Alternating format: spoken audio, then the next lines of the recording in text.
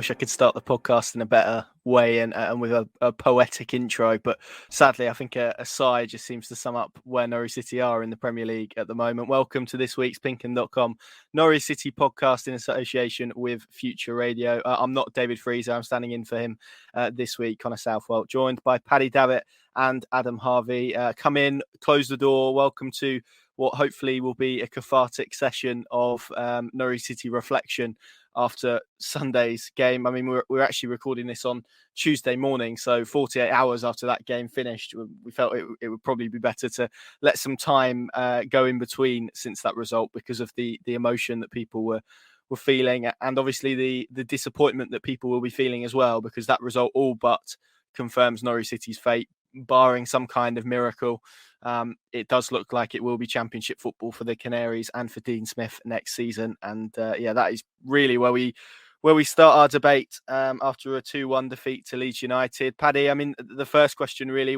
sadly, we are going to have to start on a negative friend, but we're going to hope to bring it round and be a bit more positive towards the end of the pod. So we'll leave you with a bit of positivity rather than starting and ending with negativity. I think that's the better way to do it. But we were speaking last week ahead of Brentford, and we looked at these two games, Park Chelsea, obviously, that happened in between. But I think the common consensus was between me, Dave, and yourself was they would probably need a minimum of 4 points and a maximum of 6, really, to get themselves back in the race to stay in the Premier League.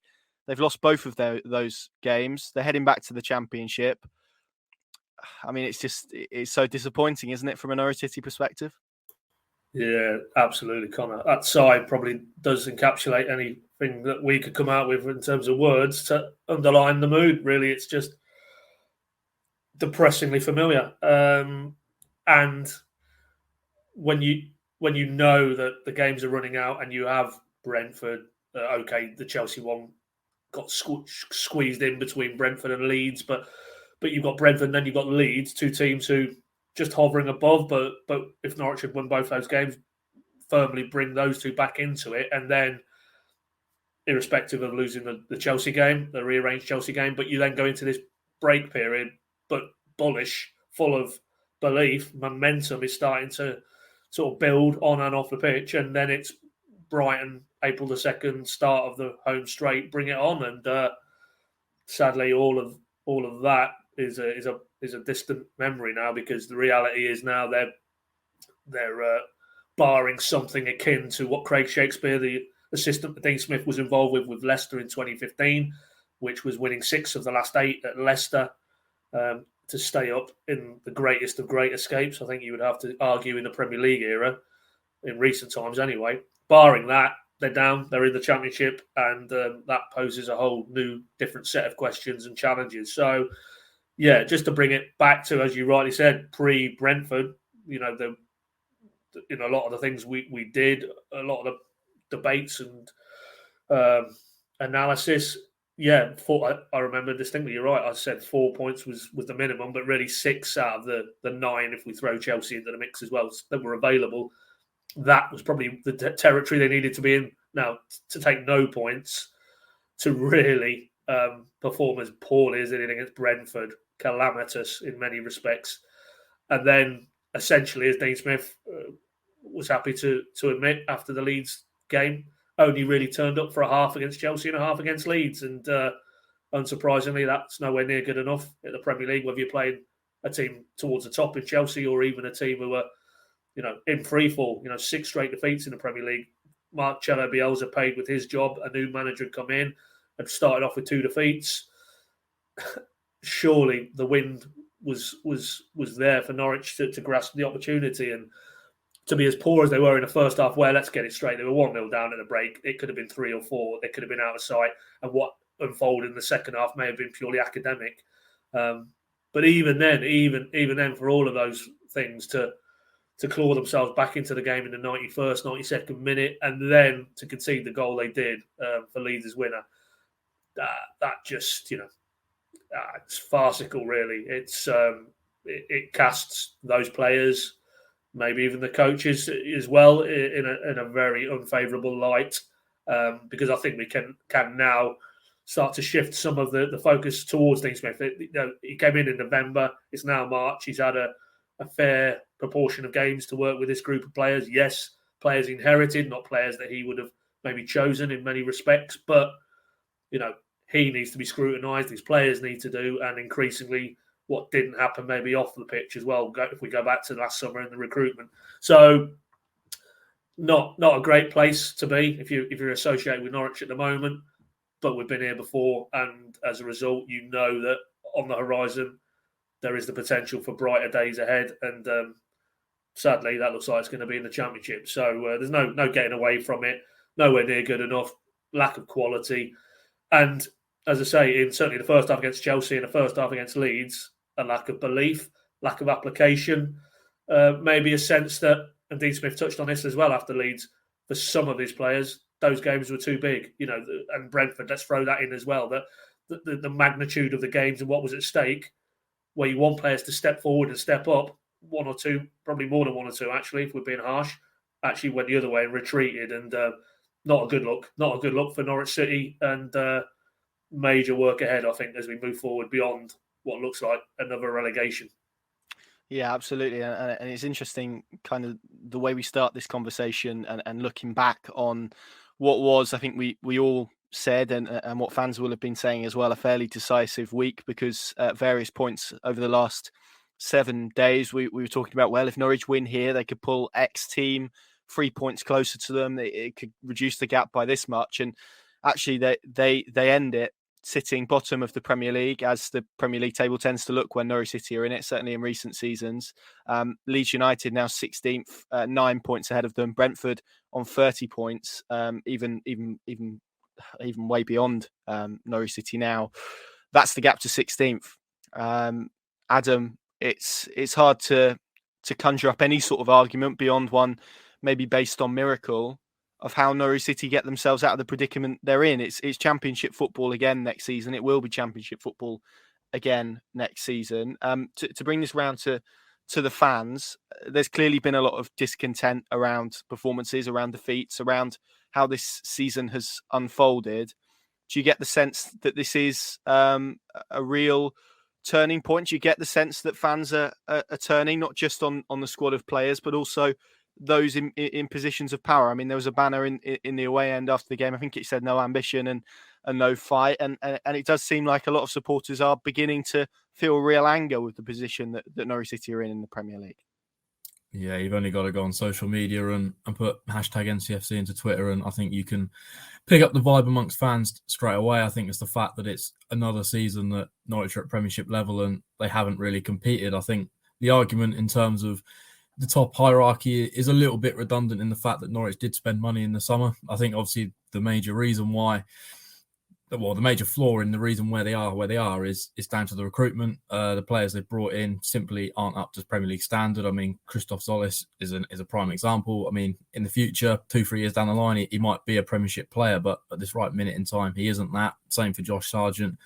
And obviously Norwich had to dip into the markets overseas, and obviously these players take time to adapt to Premiership football. We aren't in a pond like a lot of the big teams that they can go and find a Premiership-ready player that can come into your team and keep you up in the Premier League. But I think the frustration probably for a lot of Norwich fans is trying to get themselves back up for another Championship season next year. It's like, what is the point in going down and winning the title again if you're only going to come back up and suffer the same fate as what they're effectively under at the moment, in that's just another Premiership relegation on their CV. Yeah, and we'll come back round to the ownership stuff in a bit more detail, because I think it's particularly pertinent given what else is going on, not just in football, but also the world. But Paddy, I mean, we both sat through Project Restart, the brutality of it. We saw a Norwich City team score 1 goal. They lost all of their games. Subsequently, we heard quotes from senior people at the club saying that they were going to learn the lessons, that players had to bottle up the pain that they were feeling and make sure that they didn't feel it again, that next time would be different. We're sat here with a Norwich City team who has fewer points at the same stage of the season, has scored fewer goals, is on track to concede more goals than that season. It looks at the moment like this team is actually going to finish in a worse position than the team 2 years ago did. How on earth has it been allowed to get to that stage? How on earth has Norwich City imploded again, I suppose, in the Premier League? That is the question that fans will be asking. Well, ultimately, to take the point that Adam's made rightly, all of that, all those rather horrendously negative, regressive stats come back to the players aren't good enough. And okay, part of the equation is the coaching staff as well, and hence why they had to make a change, or felt they had to make a change, and Daniel was replaced by Dean in November. But fundamentally, two head coaches now with that group of players have not been able to, it would seem, generate enough in terms of results, even performances. If you're only turning up for 45 minutes in a game at the Premier League level, then you can forget it. Norwich needed to be bang at it for 90 minutes in every game to get anything. And even that probably a lot of weeks wouldn't have been good enough. So ultimately, it comes down to the players. And the players are not good enough. And that then comes down to the recruitment, which wasn't good enough fundamentally.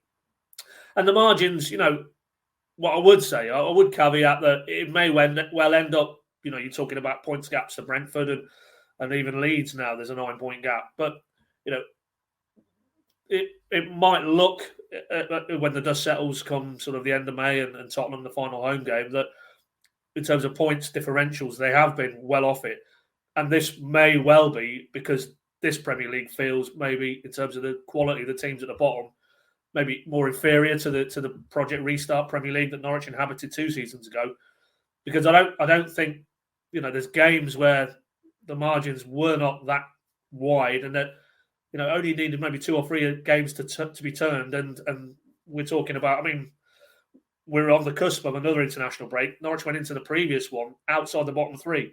So the margins are not as wide as the final table may tell us that they were, which again is even more frustrating because I don't think it would have taken too much different in terms of recruitment. I don't think necessarily the entire recruitment strategy was a complete and utter catastrophe. I think there's been players within the players they brought in who have shown glimpses this season, who could go on to show that they are good players.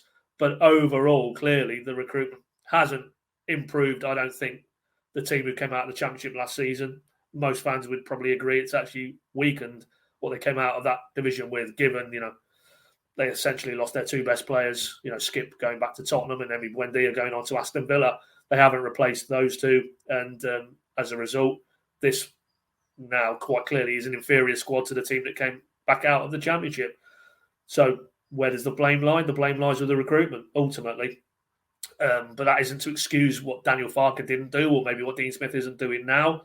You could argue that there is quality in the squad. Certainly, Stuart Webber felt that was the case, and that's why they decided to make a change in terms of the coaching position in November. They felt Daniel wasn't extracting the most that he could from the available resource. Well, Dean Smith, to this point, has fared little better, really, bar a brief flurry or 2 in terms of pockets of results.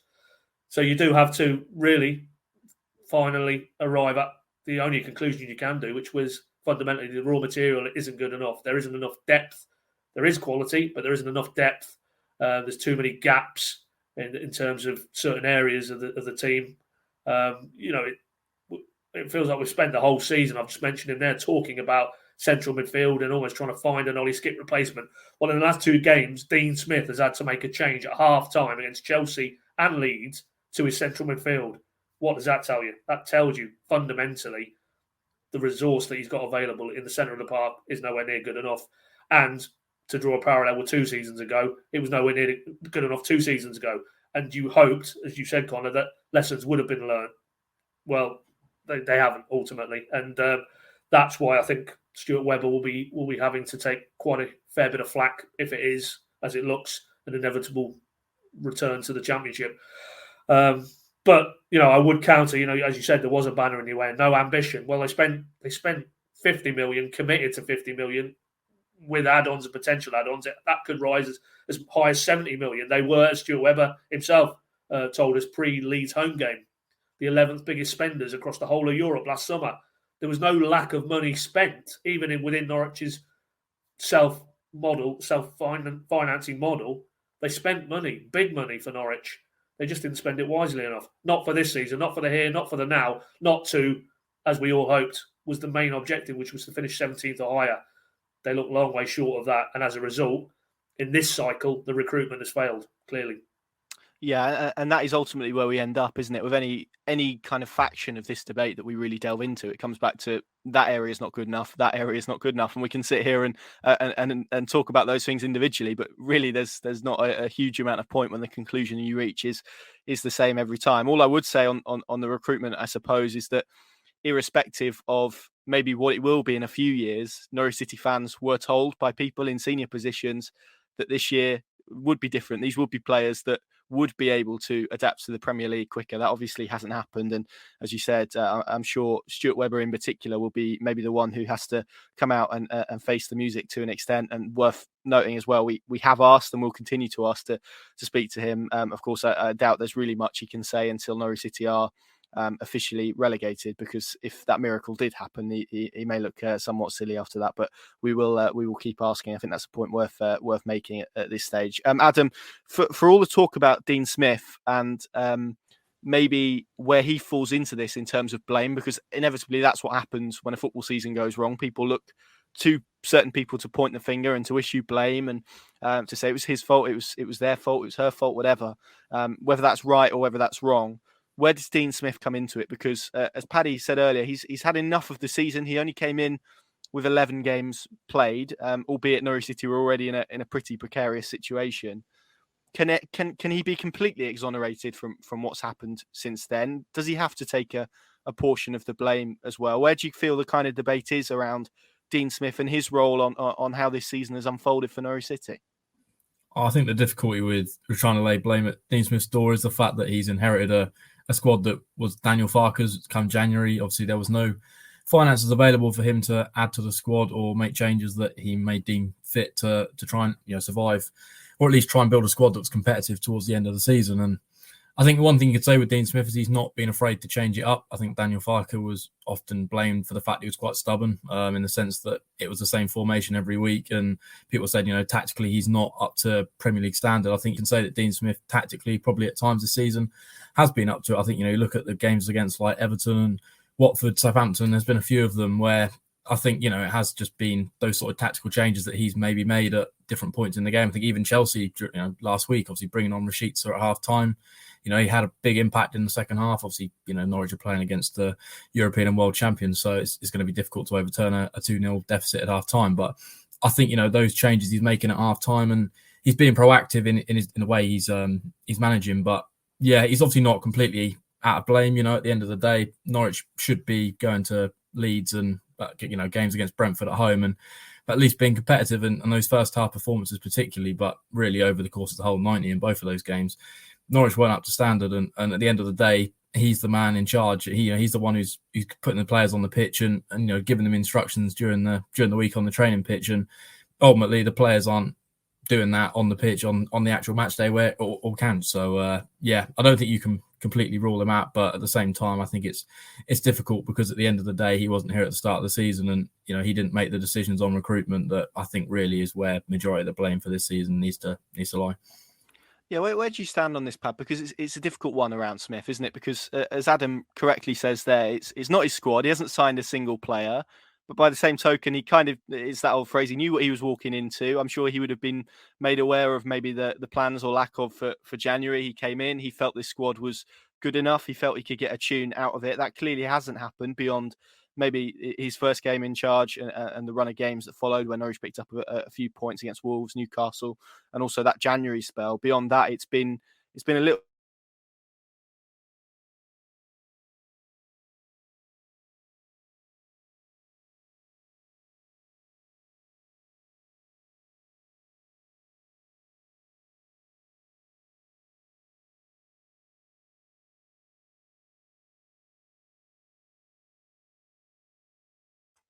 Sorry, boys, you lost me there, didn't you? I'll edit that out. I'll go again. Pad, in terms of that debate, it's an interesting one, isn't it? Because even though, as Adam correctly makes the point, he hasn't signed a single player. It was a squad assembled for a different coach. Dean Smith has walked into Norwich City feeling that he could get a tune out of the squad, feeling it was a group of players that he could motivate and he could improve and he could see an uplift in. That hasn't happened for whatever reason, minus a little run in January and obviously when he first came in as well. So can he be completely picked out of the blame game, I suppose? Can he be removed and can he not take any criticism, or is there less criticism that can be thrown at Dean Smith in comparison to maybe people like Stuart Webber for this relegation? Well, I mean, I haven't checked actually since this swing of the last 3 games, but I think prior to, I mean, we did a piece for the PinkUn app assessing the state of play at the bottom, going into this final phase, as it were. And I think we punched up a table of only games since Dean Smith had been in charge, and Norwich were outside that bottom 3. If the season had started on Dean Smith's first day in charge against Southampton, Norwich were out the bottom 3. I don't know now, moving it on post Brentford, post Chelsea and Leeds, if that's still the case, but that tells you that over the entirety of a 38-game season, I think they would have been, for me, certainly, and it's, I think we've seen it really, even if, again, to reference what I said previous, the final points tally, the goals against, the lack of goals scored, the lack of wins relatively tell us maybe different.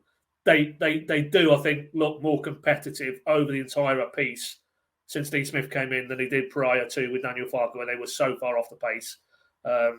It wasn't true, really. And but that isn't clearly good enough, not if the raw material isn't good enough. And I don't think we can really begin to judge Dean Smith, really, until he's had a transfer window, certainly this summer, to put his imprint on the squad. And also, as well, increasingly his style of play, because I just think it's a mishmash at the moment. We don't know what a Dean Smith Norwich team looks like, because ultimately it's just hand to mouth, it's game to game. Every game feels bigger than the previous game, and there's no real discernible pattern. Certainly not in comparison to a Daniel Farke Norwich team, which we knew what that was about, good or bad. You knew what a Daniel Farke team was about and what they were trying to do with the ball, how they were trying to progress the ball, how they were even trying to play without the ball. But all that takes time. That's something that Daniel Farke didn't bed in when he walked through the door in 2017. That took probably a season or 2. And likewise, I think it would take end of the season, a summer then to reflect, a summer to go again in the transfer market. Dean Smith to really, make decisions on players he's got under his charge now, who he doesn't think are good enough, move them on, bring ones in he thinks can improve the group. And then also, I think, to just have that pre-season almost to work with his group, not the group he inherited. And then let's see what Dean Smith looks like in terms of, almost from a fresh start and a blank sheet of paper. But, that doesn't disguise the fact that I'm sure, if we've got him in a quiet moment, he wouldn't shy away that he has to take his share of responsibility. They haven't, bar the initial uplift and then that brief, elusive flurry sort of post-January, post-festive period, when they beat Everton and they beat Watford. Bar those two, it's pretty much been not good enough ultimately under Dean Smith so far, and he would be the first to acknowledge that clearly, because he said when he walked through the door, and unless he was spinning us a line, one of the first things he said was, I think, having worked with this group for a few days now, there is quality in the squad and they are good enough to have a genuine attempt at staying up. Well, as we sit here now, middle of March, that doesn't look like it's going to be the case. So if he felt the quality was there and he hasn't extracted that quality on a consistent basis, then ultimately the buck stops with him for me, irrespective of the wider recruitment debate and the resource, which is obviously then, Stuart Webber has to come into the equation then. But in terms of what we've seen on the pitch from this group of Norwich players, if Dean Smith felt they could produce more and they haven't, then he has to take his share of responsibility. But I just think in terms of, we need to hang fire it more broadly in terms of, is Dean Smith the man who can lead them forward again? Because ultimately the season was tanking in a pretty negative fashion when he walked through the door, and if he hasn't been really able to arrest that and take it in the other direction, then that is one level of responsibility. But I think on the wider picture in terms of moving forward, we have to reserve judgment, because this isn't his squad of players. This is a squad of players he inherited, and whatever he has or hasn't done, it hasn't been good enough. But I don't think that necessarily means he isn't the right man to take it forward into the Championship with his group of players, whether it's ones who he is decided are going to be with him on the journey from the current group, or the ones who are not going to be on the journey. It's very hard to do anything more than incremental changes and tweaks and nuances when you're in the thick of what he inherited was a Premier League relegation scrap. And let's be honest, they were cut adrift. When he walked through the door, Norwich, although they'd won that final game at Brentford under Daniel, they had plenty of ground to make up. The goal difference was already horrendous. And he did, to reiterate what I said earlier, get them to the point where they were outside the bottom three. Going into that previous international break, they were outside the bottom three. So clearly he did have an uplift. It just hasn't been able to be sustained. And as a result, it's probably going to end in the Championship. But for me, I mean, if we wanted to widen the debate, anybody suggesting that is he the right man to take it on, at this stage, no. For me, he is definitely the right man to take it on for the simple reason that he got a team out of the Championship before. He did it with Aston Villa. He was building something, I think, where Brentford are now. You have to give him a lot of credit for the work that he put in prior to, obviously, as he said at the time, his club came calling and Aston Villa, too good an opportunity for him to turn down. But I wouldn't have been at all surprised if he'd managed to get Brentford to where they are now as well, because he had a very, very progressive, pleasing on the eye, attack-minded team that he was building at Brentford. So it's, for me, looking at Dean Smith, not so much what we've seen in these last 4 months in a very, very difficult situation. It's more what we saw from Dean Smith as a coach in previous postings that he's had to feel confident that he, along with the very experienced Shakespeare alongside him, will know what's required this summer and then moving into what looks like a Championship season. Yeah, I don't get the impression that he's someone that's just going to wash his hands with it. We know he likes to work, and as you said there, I think you look at his body of work in coaching, in management. What he's shown is that he's very capable of building football teams, and Norwich City do need a build, and some may say a rebuild as well, which we'll have plenty of time to kind of dissect and work our way through. So it's obviously going to be interesting. I may well be proven wrong, but it doesn't feel like at this stage that Norwich City are going to have a different head coach in charge come the start of next season. But we shall see.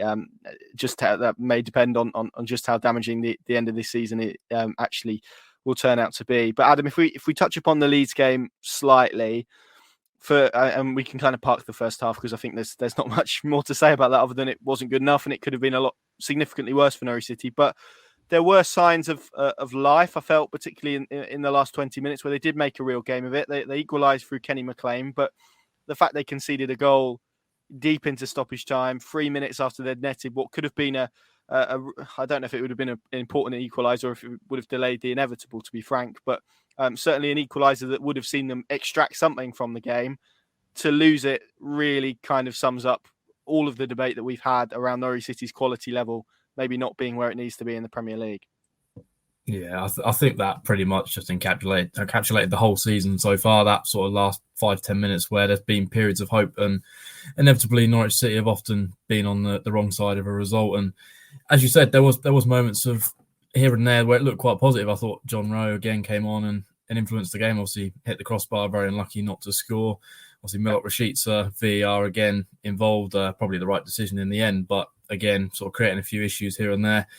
And yeah, I thought Pukki was a little bit more involved as well. Obviously had that effort as well, deep into stoppage time, even after Leeds had got the ahead in the game, and he could have scored there. So you got to say that Norwich, again, are similar to that Chelsea game. They just seem to come to life, and that's ultimately what I found so frustrating at periods this season. In the Premier League, Norwich have looked quite competitive and capable of competing at this level, but at the same time, over 90 minutes, they just aren't up to scratch, and that's ultimately why they're going back down to the Championship. Yeah, I'm struggling in my head to really pick out a full 90-minute performance where Norwich City have really shown that they're up to scratch in the Premier League. Maybe Watford away. I suppose you're automatically drawn to the victories, aren't you? They're certainly few and far between. I'm sure there's probably a couple that we could pick out, but Paddy, it's particularly pertinent at the moment, I think, to talk about the ownership of football clubs and the way football clubs are run in this country. We're obviously sitting as we watch Ukraine invade Ukraine with real aggression. The sanctions that have been placed on certain people in this country, one of which Roman Abramovich, who of course was the owner of Chelsea. We sat in Carrow Road and listened to their away fans chant his name for large portions of that game, which was slightly surreal. You see, obviously, the criticism that Newcastle United's ownership is getting at the moment, PIF, which although the Premier League is stating isn't kind of directly linked to the government. There's a lot of people from the Saudi Arabia government involved with that investment fund, and there's obviously the criticism of what's going on in Yemen at the moment, and Eddie Howe is constantly fielding questions on that. You've got Manchester City owners again linked with the state who elected to abstain on a vote of against Russia in the United Nations. We could go on really. It's a very murky water that football finds itself at the moment.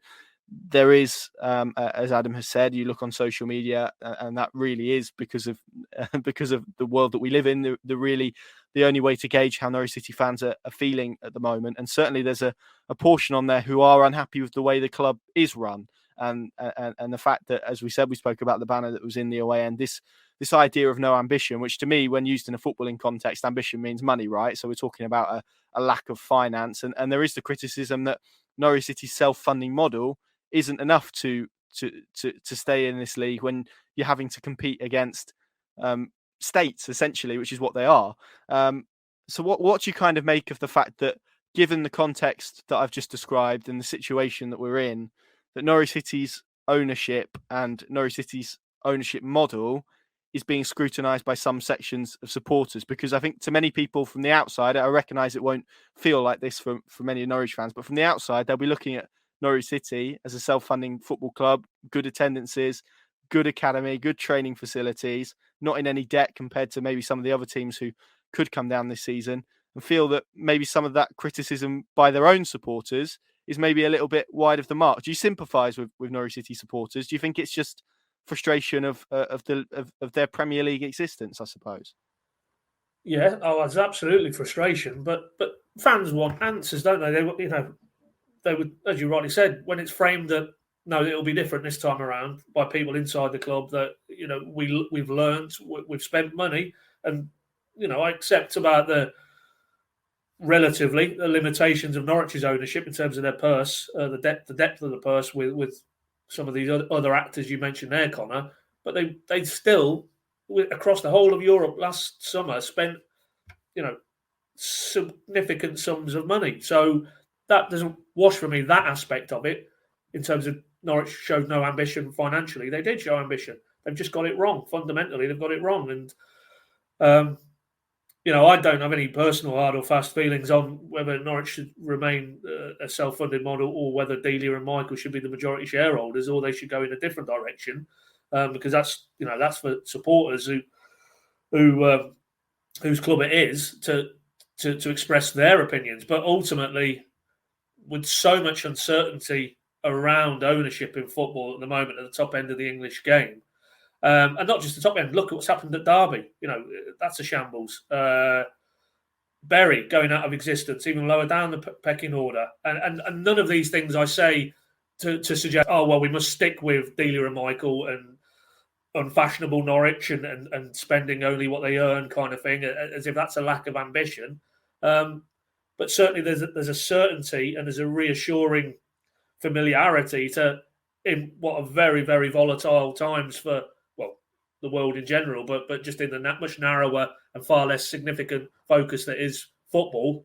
We saw during the pandemic, in terms of the impact of that financially on football, that to have Norwich's model was put on a pedestal. There was nobody saying lack of ambition. There was no banners then that Norwich and the way they did things was the right way to go about it, to navigate, a cyclical, something we hope never have to live through again. But for pandemic, read, the financial shocks that are happening, in the world in general. There might be other events that come and impact as they are.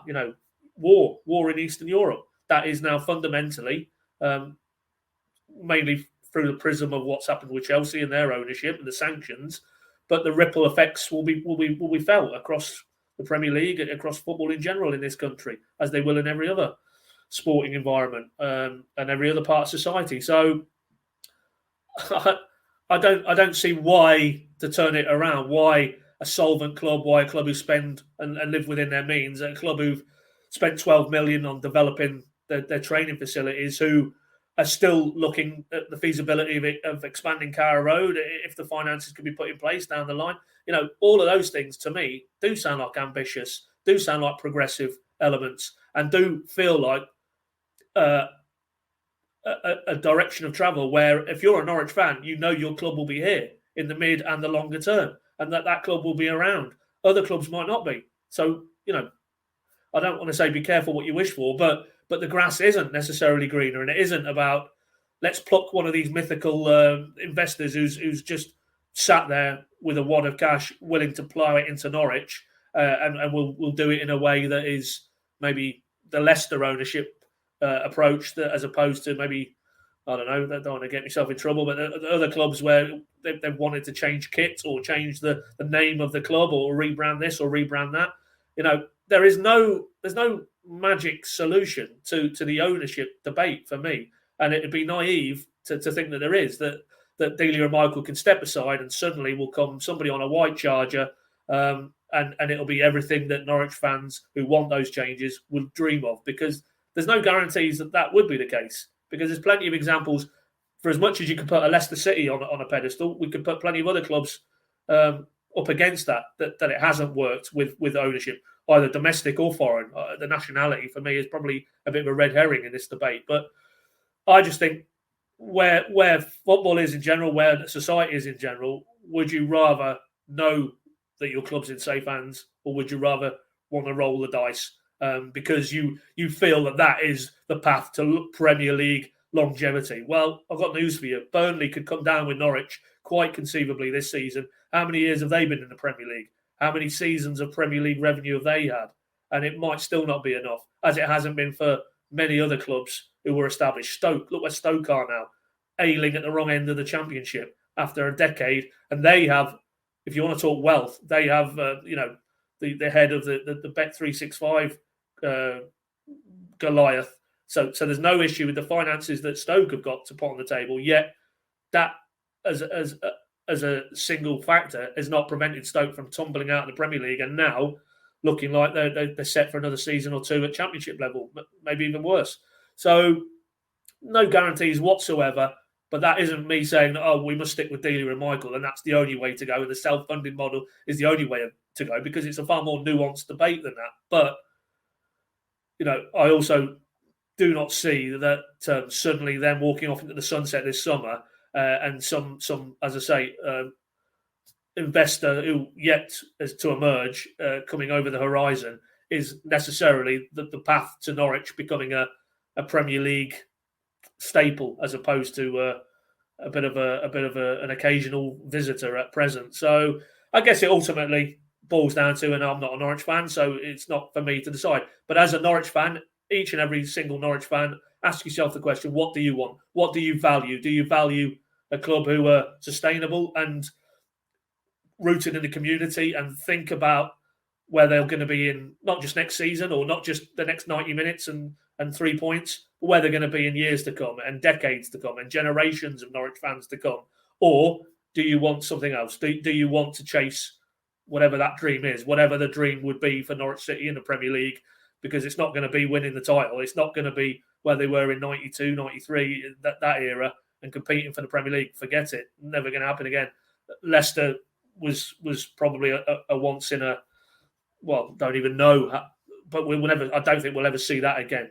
Quite clearly, this is now, if you're clubs of Norwich's stature, this is really the most you could probably expect is, I don't know, maybe win the odd cup, maybe sort of push into the top half of the table. But anything beyond that, even with very, very deep pockets for an owner, I think that's still going to always be, you're always never going to crack what is now the elite, unless, as I say, the shock that has been wrought in terms of the situation at Chelsea, whether that now has a knock-on effect in terms of football governance, and that there's talk of the government maybe moving to a position where there's an outside regulator who will be imposed on football now in terms of fit and proper person tests and tightening up the trails of money and the accounting side of it. Whether all of that now comes and then the whole landscape shifts again, well, we don't know. We can't say that. But right here, right now, ask yourself, as a Norwich fan, what matters most to you? And ultimately, from that, you probably get your answer is whether you think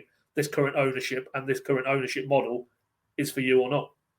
Yeah, it's a really hard question to answer, and it's a really difficult debate to be had. And to be frank, we're not going to have the time to cover all of it.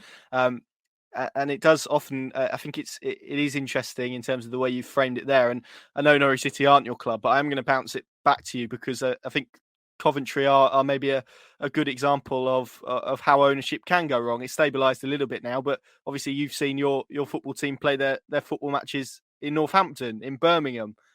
There has been a lot of unhappiness from Coventry fans around the owners and their decision-making process. So again, not a Norwich fan, so hard for you to answer that question. But in terms of what you've seen at Cov, again, with maybe the caveat that things have stabilised a little bit, I suppose you've seen firsthand with your own club how difficult this ownership debate is to have. Well, I mean, it is a very, very good parallel, although I don't really want to relive some of the poorer moments in recent times if you're a Cov fan. But yeah, they were playing at Northampton, nomadic existence. They still don't have a stadium. They rent. They're back at the, as it's now called, the Coventry Building Society Arena, formerly the Rico, but they don't own the stadium. They're tenants there.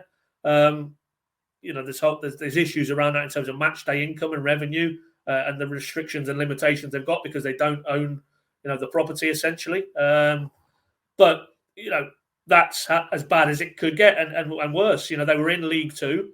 I saw them at Wembley winning a League Two playoff final against Exeter, and that was a good day. But there was plenty of dark days prior to that, and thankfully, under the astute management of Mark Robbins, they have stabilised now, and they are, hopefully, those days are behind us. But that's what can happen, and ultimately, probably Cov have righted themselves. But let's just look at Derby, just a bit further along in the East Midlands. What the future holds for that club, who were for many a season certainly Premier League setup in terms of club on and off the pitch, and spent a few seasons in the Premier League. I remember that playoff final. Chrissy Martin was playing for them, and they should have beat QPR that day. Bobby Zamora scored, didn't he? Very late on, but how the path of history could have changed on a kick or two of a football that day, and now they find themselves. Well, I haven't followed the twists and turns, if I'm honest, too closely in recent weeks, but it looks like that club is League One bound. But it might get worse than that. There might not even be a derby if they can't sort out these issues around the ownership, and obviously administrators are in at the moment and trying to find some sort of path to changing the stewardship of the club. But Bury went out of business. It's not inconceivable Derby could go out of business, and what a clarion call that would be to clubs and fans elsewhere that there but for the grace of God, and that is for me something that should always be at the back of the mind of anybody who wants to discuss ownership more broadly, but maybe the model as well at Norwich, because it isn't just about the ownership, it's about the model and what Norwich choose to do and how they choose to do it. If you're not happy with that, or you're not happy with the lack of finance in terms of being pumped in by individuals, then fine. But what do you want? What do you want? And how do you think you get to a place where it is better, and not just for the short term, but as Derby did, they tried to chase the dream. Look where they are now. So that is the warning, and that isn't to say that it couldn't go like Leicester went, but it could go the other way. So, but that isn't for me to suggest that we'll stick rather than twist. But it needs to be far more nuanced, and there needs to be an understanding that I don't think there is some queue of owners or potential owners lining up, looking at Norwich and thinking, yeah, that's a vehicle I want to get involved with. Whether it's for good or whether it's for bad intentions in terms of making a fast buck. So it's all very well saying get rid or move on or change the structure, but what else is there to replace it with at the moment? So yeah, but you're right. My club didn't have a home. They still don't really have a home. They had to play games many miles away. They had to go down to League Two, and even look below League Two now. Look in the National League. Look at some of the clubs there who were staples of the Football League for decade after decade, and now they're outside, the top 4 professional leagues, if you want to say that. It's not beyond the realms. There's clubs in League One who have very famous histories, and dare I say it, there's one not too many miles away from Norwich as well, who are probably looking like they're going to be in for another season of League One football. That that can be what happens if your club isn't well run. And whatever you say about the limitations of the self-funded model, and whatever you say about on the pitch this season and what may look like a Premier League relegation season, are Norwich a well-run club? The answer, categorically, emphatically, yes. Yeah, and to add to that, I think it's pretty clear from the noises that we're hearing that this season Norwich are going to end the season in probably their best financial situation ever, which, although isn't particularly sexy for supporters to hear, when ultimately it's 3 points, isn't it, rather than bank accounts that the people are interested in. But it's a state of fact that, given we mentioned before the context that Cardiff manager Steve Morrison has spoken about there being not a lot of money in the Championship. We're seeing points deductions in the Championship. We're seeing clubs throughout the pyramid getting real financial trouble because of COVID and the way that their football clubs are run. The vast majority of football clubs lose money every month. It's a very dangerous and precarious situation to gamble your football club on the basis of finishing 3 places higher in a league that, as you've said, Paddy, you're never going to win. It's a really difficult debate. But I mean, to add balance to it, Adam, it's difficult. And I think in many ways, just to back up the point I said, there's no more pertinent example than Everton at the moment, because they've spent nearly £500 million on players. They've had Champions League winning managers. They've had firefighters. They've had every single type of coach that you could imagine, really. And yet, with a difficult run in, with Frank Lampard now at the helm, they look like they could join Norwich City in the Championship. So it's extremely difficult to simply look at money or a lack of finance or a lack of resource as the reason that Norwich City are in this mess. And by the same token, when we're talking about investment, it's very difficult to get someone to invest into something without actually physically owning it. So, I mean, where do you stand on this ownership debate and the debate around ownership, really? Because it was interesting. I felt what Chris Sutton wrote in his column for us when he was keen to talk about maybe it's the model that's not being applied fully correctly, rather than actually the ownership model that Norwich City have at this moment in time. Do you agree with that, or do you feel supporters are right to maybe ask questions of the way the football club is being run at the moment? I think Everton is a good starting point. I actually saw an article on the Times this morning that Everton could be in financial calamity if they get relegated. I think they've suffered the biggest losses in the past 3 years in English football. And we're talking about a club here with a very rich history, a very strong fan base, and they've got an England international goalkeeper. They arguably poached one of Norwich's best players in Ben Godfrey only a matter of seasons ago. They've got Richarlison, who they've spent £50 million on, and they're still going to be in the same situation potentially as Norwich. So you look at that in that, and I think there's still clubs that envy Norwich. Teams like Bolton, Derby, even Nottingham Forest. They've not featured in the Premier League in recent years, and they would definitely take a 20th or 21st position in the English pyramid over the positions that they're in at the moment. So I think that sort of element in terms of the ownership is almost a bit of a difficult one, because I think Norwich, the only way that Norwich progress is actually if they get more further investment, as opposed to Delia is actually the problem and the root of the issue here. I think at the end of the day, I know that my football club tomorrow when I wake up is still going to be here, where you look at the likes of Derby fans at the moment, they don't know next season if they've got a football team to support. So it is tricky. I think ultimately, the issue actually lies with the Premier League and English football as opposed to Norwich and their model. I think the money that's in the top of the game at the moment is actually the issue. It's the reason it's not competitive. At the end of the day, if Norwich spent £200 million last summer, they still can't compete with Manchester City and Liverpool. And that's just English football and the way it is. And effectively, when the Premier League came into force in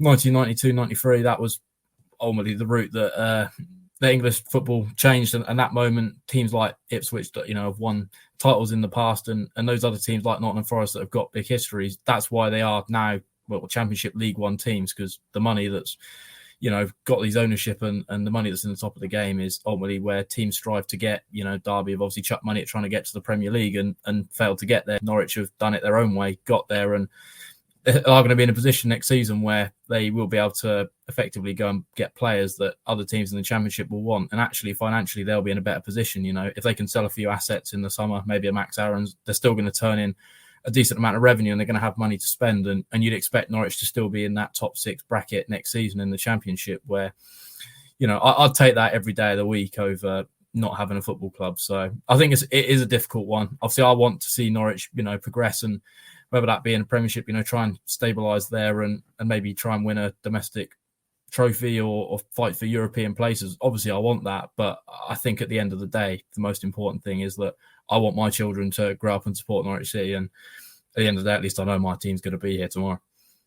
Yeah, it's a really nuanced debate, and as I said, we're not going to spend too much longer on it. And I think you'd probably need a 2-hour, 3-hour bumper pod to fully cover all of the issues within it. But given maybe what we're discussing, and amid what's going on in the world, and a real spotlight being put on football in terms of the source of money, and irrespective of maybe how people feel about Norwich City's ownership at this moment in time, Dean Smith is never going to be asked a question on why the regime that owns the club is maybe overseeing murdering whoever or whatever oppressive things are happening in that country or whatnot. So yeah, I think hopefully we've delved into that deep enough and haven't just scratched at the surface of it. But it's a very nuanced debate, and one that is polarizing, I think, by the very nature. So hopefully we've tried to add a little bit of balance to it. But Pad, I said we'd end the pod with a bit of positivity. So there's no Norwich game for 3 weeks.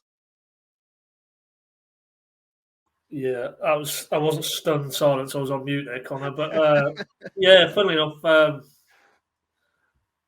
that doesn't feel long enough, to be honest. I could do with about 3 months off if I'm brutally honest. I mean, we've poor old us, but we've traversed quite a few miles of late, and not really had too much to cling to ultimately. But yeah, more importantly, 3 weeks for Norwich and their coaching staff and players, albeit probably only this week. Dean Smith said he'd have a full complement because after this week, after the weekend coming, it'll be the internationals again, and he put the figure at around about 14 players who would be dotting off far and wide. I've already seen, prior to recording today, Matthias Norman's been called up for Norway, and all the usual suspects I'm sure will go off, and probably I think Dean Smith put the number about 8 players will be left behind. So for the next 2 weeks beyond this one, can't do too much in terms of preparing for Brighton. On the restart, but I just hope.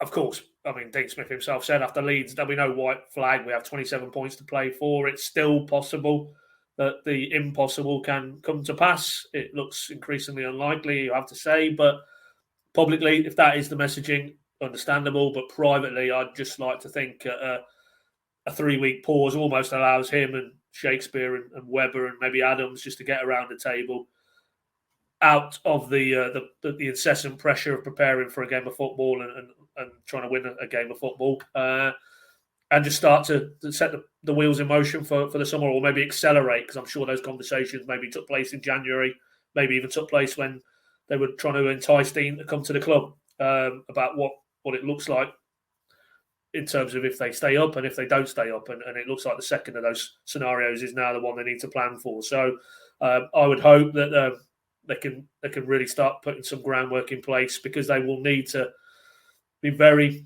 proactive and very very urgent in what they do in the summer, both in owning what looks like another relegation and drawing a line under that and admitting where they've got it wrong, and then more importantly probably thereafter is putting tangible plan in place to make sure that it's a one season stay yet again in the Championship.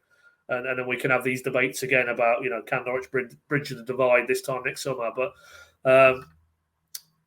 I don't think suddenly Dean Smith in these next 2.5 weeks, as it is now, is going to find a hitherto formula that is going to basically get Norwich into a position where they can stay up. So for me, it's probably just more a time to reflect and refocus and reset, and as I said, maybe away from the public sort of platform, but privately definitely really accelerate what needs to happen pretty swiftly in the summer. Yes, absolutely. And Adam, if we come to you to close the pod, what does a good end to, relative to Norwich City's position, of course, what does a good end of the season now look like? I think we're pretty much all in agreement. I think even the most optimistic Norwich City fans will say it would take something pretty miraculous for them to recover their situation they're in now. So what does a good end to the season look like for Norwich City at this moment in time? I think also they've got freedom now to go and express themselves, and obviously they're playing for their Norwich City futures or their futures elsewhere. So I think, certain players that maybe still want to try and be in a Premiership team next season, they're going to have to step up and prove their worth in these final 9 games. And I think for the fans as well, that they've got to realise that they've obviously been through this rollercoaster journey that we've been on this season. And I think it's only fair that they continue to show the fight, show the spirit. And, if they go down and, they don't get any more points, at least show a little bit of, spirit. I think, they look at that Project Restart period, and I didn't even watch half the last games because it was just so, you just went into every game and there just seemed like there was a lack of energy, a lack of tempo, a lack of intensity from all the squad. And obviously had a bit of a turnover that season of players, and you could see a bit of a turnover again this season. But I think at the end of the day, Dean Smith can now kind of experiment a little bit with the players and maybe give certain players a chance, the likes of a John Rowe, give him a few minutes and try and prepare for, a big summer ahead as if Norwich are going to, try and rebuild and at least, try and aim for a promotion or a title push next season in the Championship, which is ultimately where they're going to be, I think. Yes, which acts as a perfect segue to say if you want a bit more on what happens next on the future, then it's well worth checking out the Monday Night Club, which is a bit of a podcast extra that we do on the PinkUn Plus app, where we have each taken 3 picks essentially that we would build the Norwich City team around in the Championship if we were in charge. Obviously, we're not, thankfully for everyone else. We started with a sigh. Hopefully, we've ended with a little bit of a smile and got things off our chest a little bit. Gents, thank you so much for joining me. Thank you very much for listening as well. It's going to be a quiet 3 weeks for Norwich City, but of course, the content from our side of things will continue to ramp up. If you haven't downloaded the PinkUn Plus app, please do. I think you get 1 month free at the moment, $1.99 thereafter. Plenty of quality content, including some very, very good interviews that we've got lined up as well to roll out to keep you entertained over the next few weeks. Thank you very much for listening. Keep safe, stay healthy, and we will see you on the other side.